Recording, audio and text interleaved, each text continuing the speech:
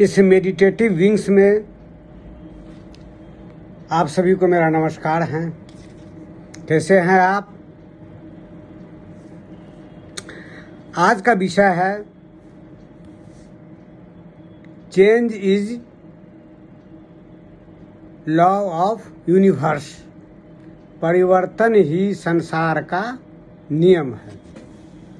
तो आज चलें इस मूलभूत सिद्धांत की ओर जो इस पूरे ब्रह्मांड में जो है गतिमान है आपका।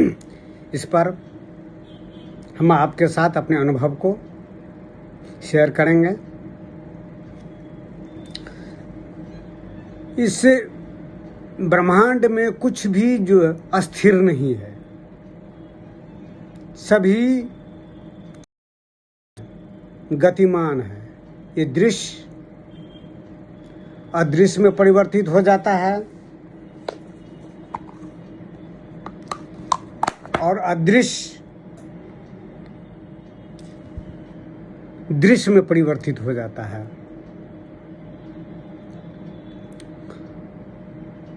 समस्या भी अस्थायी नहीं है। कोई भी समस्या वह हमेशा नहीं रहता है, फिर वह परिवर्तनशील है आपका। इसीलिए जब आपकी जिंदगी में कोई समस्या आए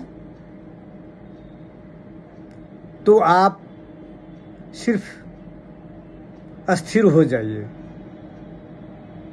धैर्य के साथ उसको देखते रहिए। धैर्य के साथ देखते रहने पर ही जो है वो समस्या जो है तुरहित हो जाएगी। वो समस्या जैसे हर एक पदार्थ में जो आपको सॉलिड लगता है, उसकी संरचना को अगर आप देखेंगे, वो भीतर में इलेक्ट्रॉन, प्रोटॉन, न्यूट्रॉन वो गतिमान है आपका। जो वैज्ञानिक इसको देखते हैं तो अंत में ये पता जो एनर्जी का जो है ये हमेशा गतिमान है। वो देखने में बाहर में स्थूल आंखों से उसको पता लगता है जो वह स्थिर है, लेकिन वह गतिमान है। इस ब्रह्मांड में सब गतिमान है। जैसे हमारा शरीर को लीजिए, शरीर गतिमान है आपका। ये शरीर में है, हर एक चीज़ गतिमान है। ये हमारे शरीर जो है सेल टिश्यू वगैरह से बना है, ये भी गतिमान है आपका। जब हम जन्म लिए, बच्चे थे, जवान हुए, वयस्क हुए और पौढ़ावस्था, सब जो है गतिमान है आपका। एक के बाद एक आता रहता है। ये शरीर भी जो है हमेशा जो है इसका रूप बदलता रहता है। ये भी अस्थायी नहीं है। और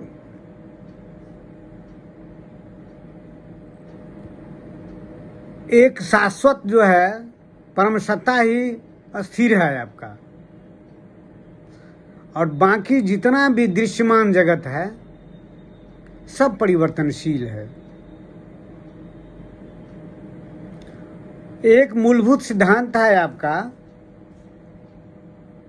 हर एक गतिमान में जो चीज गति कर रहा है उसमें अगति छिपा हुआ है। जैसे एक पंखा है आपका, पंखा स्थिर है, ठीक है, और जो ही इसको बिजली कनेक्शन देते हैं तो गतिमान हो जाता है। तो अस्थिर में भी जो है गति छिपा हुआ रहता है, जिसको आप कहते हैं ना परम सत्ता। योगी महात्मा संत हमारे ऋषि मुनि सब कहते हैं परम सत्ता जो है अस्थिर है, अब बाकी सभी चलायमान है, गतिमान है। लेकिन उस परम सत्ता में भी, अस्थिर में भी जो है गति जो है विद्यमान रहता है। वो गति विद्यमान है तब ना वहाँ से जो ओंकार ध्वनि निकलता है, जो कि ऋषि मुनि इसको कहते हैं अनहद नाद कहते हैं। अहर्निश हमेशा चलता रहता है वो। बिना किसी टंकार के, बिना किसी चोट के वह चलता रहता है, ध्वनि। और ध्वनि से यह संसार की सृष्टि होती है। ओंकार ध्वनि तरंग में कंपमान होता है, और जितना गति आगे बढ़ता है वह धीरे धीरे स्थूल होते रहता है, और फिर पंच महाभूत के संपर्क में, संघात में वह जो है आकार का रूप लेता है। मानव, जीव, जंतु, पशु, पक्षी, मछली, जितने भी चीज देखते हैं दृश्य जगत के, सब आकार ग्रहण करता है। अब फिर वो जो है स्थूल जो है बाद में अपने मूल स्रोत पर पहुंच जाता है। समय लगता है, धीरे धीरे धीरे धीरे जो है वह गति करते हुए, धीरे धीरे जो कर्मिक करते हुए वो फिर अगति में पहुंच जाता है। अगति मतलब क्या? जो अस्थिर अस्थिर है आपका। जैसे गीता का भी ये प्रथम ये गीता का भी महत्वपूर्ण श्लोक है आपका, जो जैसे अभी सभी विकास कर रहा है, जो अभी हो रहा, जो हुआ वो भी अच्छा हुआ, जो हो रहा है वो भी अच्छा हो रहा है, और जो होगा वो भी अच्छा होगा। ये कैसे? उसको इस ढंग से मीमांसा किया गया है हर एक चीज विकास की ओर अग्रसर है आपका, विकास करता है। तो जो पिछले हुआ, जो बीत गया, वो भी विकास के क्रम में था, वो अच्छा हुआ। और जो अभी हो रहा है वो भी विकास की ओर जा रहा है। आप कर्म कर रहे हैं, अपने एफर्ट से, प्रयास से विकास की ओर जा रहा है, वो भी अच्छा हो रहा है। आप कहेंगे अच्छा कैसे हो रहा है? हम तो असफल हो जा रहे हैं, परीक्षा में असफल हो जाते हैं, कोई उद्योग लगाते हैं उसमें असफल हो जाते हैं, कोई योजना बनाते हैं वो भी असफल हो जाते हैं। तो ये कैसे अच्छा हुआ हमारे लिए? लेकिन आपको स्मरण होना चाहिए, प्रगति का रास्ता जो है वो टेढ़ा मेढ़ा होता है, त्रिय गति की ओर चलता है। वो अस्मूथ नहीं होता है, उसके रास्ते में बाधा आती है। कभी आप गिर पड़िएगा, फिर जो है ऊंचे की ओर बढ़िएगा, फिर गिरिएगा, फिर ऊंचे होइएगा। प्रगति का रास्ता सीधा नहीं होता है। जैसे पहाड़ पर से झरना का जो पानी है नीचे गिरता है, क्या एक बार के वो समुद्र में मिल जाता है?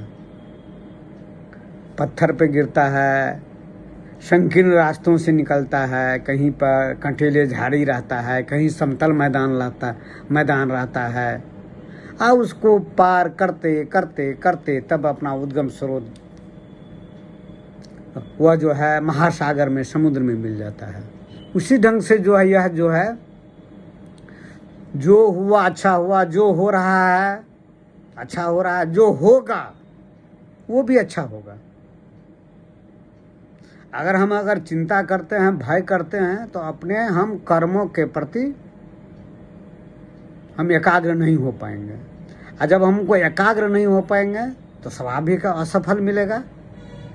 भय, चिंता हमारे लयबद्धता में जो है बाधा डाल देता है, प्रयत्न एफर्ट को कमजोर कर देता है। तो जो हुआ अच्छा हुआ, जो हो रहा है अच्छा हो रहा है, जो होगा वो भी अच्छा होगा आपका। एक और है गीता में,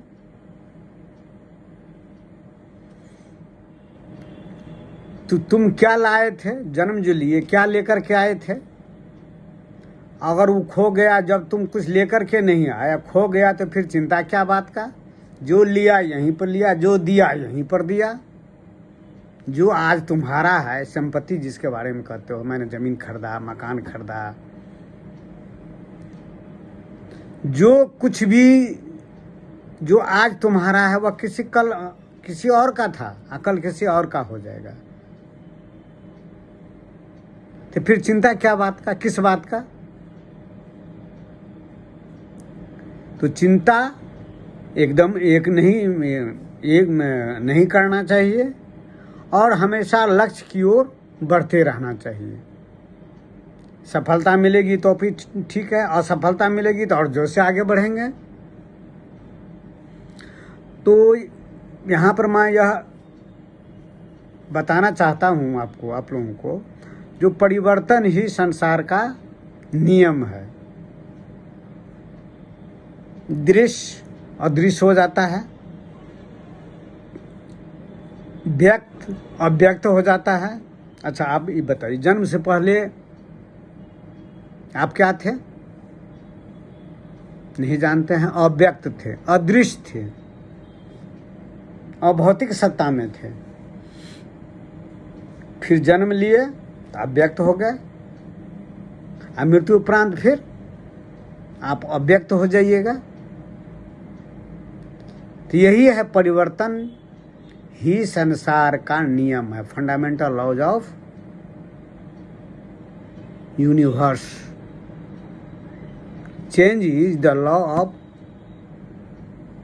यूनिवर्स। परिवर्तन ही संसार का नियम है। कुछ भी चीज़ अस्थाई नहीं है यहाँ पर। इस दृश्य जगत में कुछ भी अस्थाई नहीं है। इसीलिए अपने लक्ष्य की ओर अगर आप बढ़ते हैं तो भयमुक्त होकर के आप आगे बढ़ें।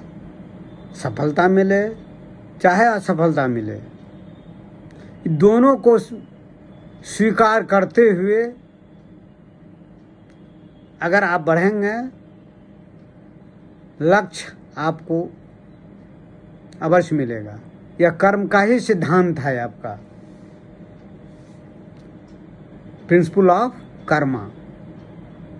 जो कर्म करेंगे उसको फल मिलेगा। अच्छा कर्म करेंगे अच्छा फल मिलेगा, निकृष्ट कर्म करेंगे उसका परिणाम गलत मिलेगा। यह कर्म का सिद्धांत है।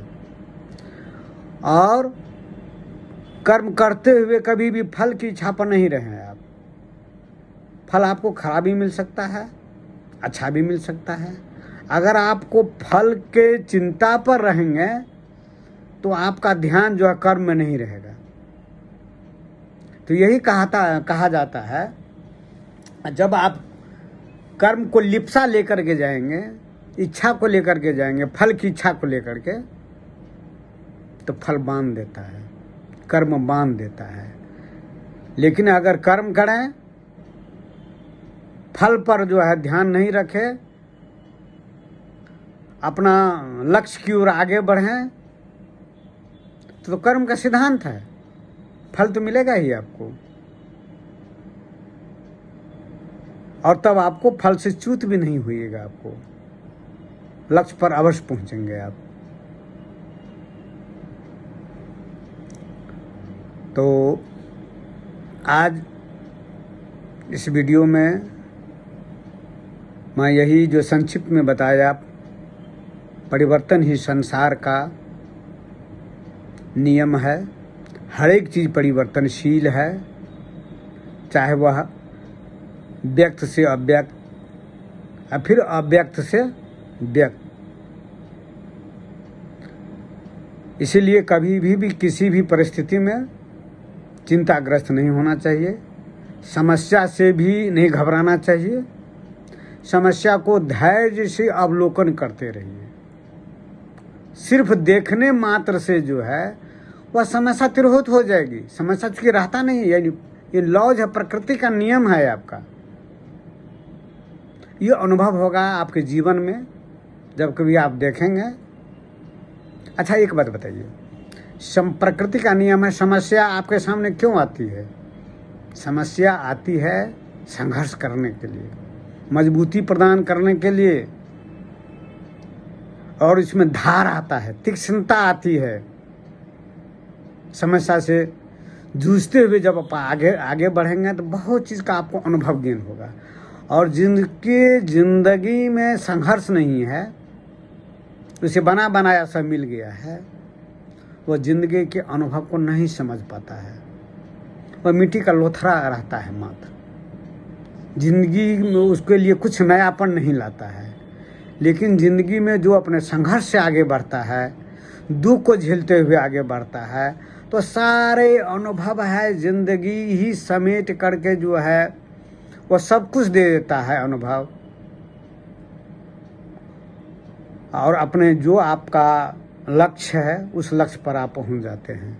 इसलिए संघर्ष, दुख और तकलीफ ये हमारे ज़िंदगी को धार देता है, तीक्ष्णता देती है, अनुभव प्रदान करता है जो सुख नहीं दे सकता है। इस प्रकृति का जो बनाया हुआ है ना, समस्या, दुख, यह जो है जो सृष्टि निर्माता है, जिसको आप प्रकृति कहें, पुरुष कहें, परम सत्ता कहें, वह बहुत ही जो है या हमसे जो हमको जो ब्रेन को बनाया है, मस्तिष्क को बनाया है, मन को बनाया है, बनाने वाले जो होते हैं वह बहुत ही जो है उसको आप नहीं समझ सकते हैं। इस जिंदगी में कोई भी चीज विपरीत नहीं है। यह विपरीत के ही सहारे यह संसार टिका हुआ है। विपरीत से अगर विपरीत नहीं रहे ना, किसी की जिंदगी में अगर सुखी रहे, सुख से भी घबरा जाएगा वो।